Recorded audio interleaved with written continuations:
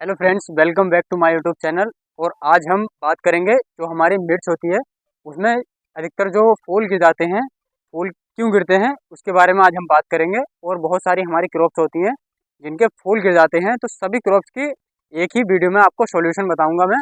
तो बने रहिए हमारे साथ वीडियो में। अगर वीडियो अच्छा लगे तो वीडियो को लाइक कर देना, और चैनल पहली बार आए हैं तो चैनल को सब्सक्राइब कर देना। तो फ्रेंड्स, आज हम बात करेंगे जो हमारी मिर्च के फूल गिर जाते हैं या अदर कोई सी भी हमारी क्रॉप्स होती है उसके फूल जो गिर जाते हैं उसके क्या क्या कमी है, क्यों वो गिर जाते हैं और उसके क्या सॉल्यूशन है। मतलब अगर हम कौन सी उसमें दवाई का इस्तेमाल करें जिससे कि हमारे फूल नहीं गिरें। तो सबसे पहले हम बात करते हैं जो हमारे फूल जो गिर जाते हैं तो उसका क्या कारण है। सबसे पहला कारण उसका ये होता है कि जो हमारा टेम्परेचर होता है, तो टेम्परेचर में वृद्धि होने का कारण भी हो सकता है और टेम्परेचर में कमी होने का कारण भी हो सकता है। टेम्परेचर अगर 21 से 20 से 22 अगर डिग्री से नीचे टेम्परेचर होगा तो उसकी कमी से भी फूल गिर सकते हैं। और अगर 30 या 35 से भी डिग्री सेल्सियस से भी ऊपर अगर तापमान होगा तो उससे भी हमारे फूल गिर जाते हैं।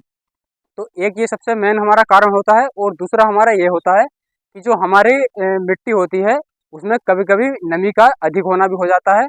कभी कभी ज़्यादा नमी के होने के कारण हमारे जो है फूल गिर जाते हैं। और कभी कभी ऐसा भी होता है जो हमारे फूल होते हैं वो कम नमी की वजह से भी गिर जाते हैं। तो ये दो कारण बहुत मुख्य हैं। अब बात करेंगे हम फूलों को बचाने के लिए हमें क्या करना चाहिए।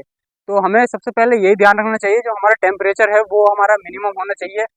25 से 30 डिग्री सेल्सियस के बीच में अगर हमारा तापमान होगा तो उससे हमारे फूल जो है नहीं गिरेंगे। अगर आपके आपको तापमान देखना है, अगर आपका ये ऊपर नीचे हो जाता है तो ये कारण हो जाता है, आपको इससे घबराना नहीं है।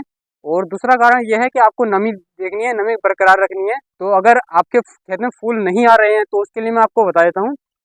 कुछ ऐसे फॉर्मूले होते हैं, कुछ ऐसी मेडिसिन होती हैं जिनसे हमारे फूल बनने स्टार्ट हो जाते हैं। और कभी कभी हमारे प्लांट्स जो है काफ़ी हद तक बढ़ जाते हैं और उनमें फूल फूल नहीं आ पाते हैं। हमें जो मेडिसिन इसका इस्तेमाल करनी है, एक आती है हमारी शाइन के नाम से भी हम इसका इस्तेमाल कर सकते हैं। वो हमारे काफ़ी अच्छा उसमें फूल बन जाते हैं उस और फूल बनाने का काफ़ी अच्छा काम करती है।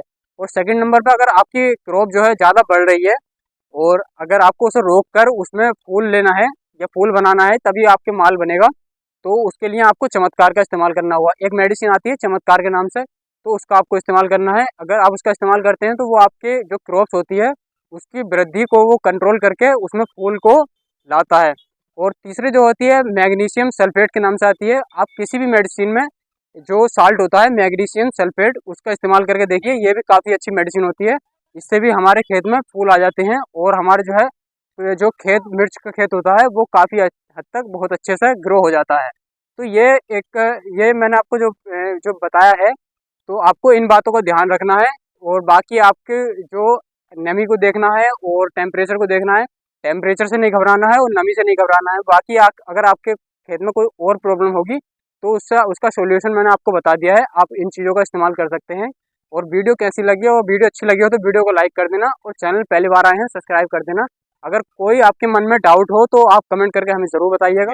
धन्यवाद।